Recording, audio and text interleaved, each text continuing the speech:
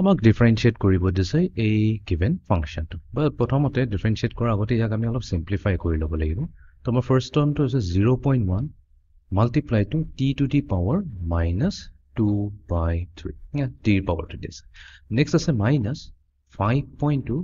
বাট ইয়াতে যোনটো t to the power 1.4 এইটো ডিনমিনেটৰত আছে তো এইটো আমি নিউমাৰেটৰলৈ লৈ আহিম তো আমি পাম -1.4 নেক্সট আছে আমাৰ plus 2.5 divided by fifth root of t. It is fifth root of t মানে কি হৈছে t to the power 1/5 numerator লৈ আহিলে আমি পাম t to the power -1/5 এতিয়া এই গুটি ফাংশনটো আমাক কি কৰিব দিছে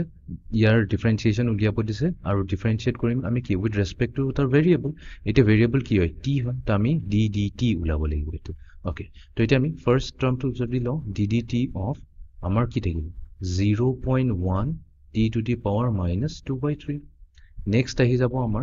ddt of next second term to jonto ase 5.2 t to the power -1.4 plus next ase amar 2 ddt of 2.5 t to the power -1/5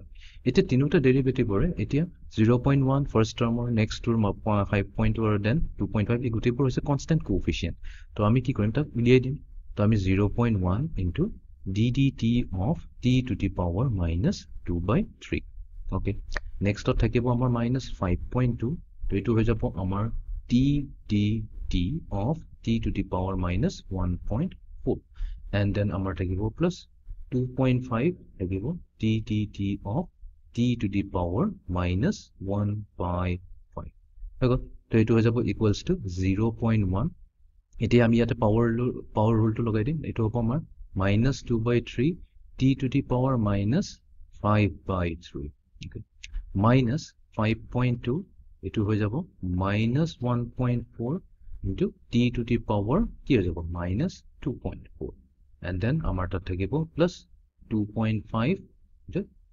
-1/5 t to the power -6/5 okay গোটেইখিনিক যদি আমি simplify কৰি লিখো তেনেহলে আমি ফাইনালি পাই যাম -1/15 multiplied to t to the power -5/3 then আমাৰ তাত থাকিব plus 7.28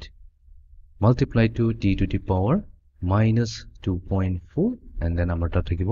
-0.5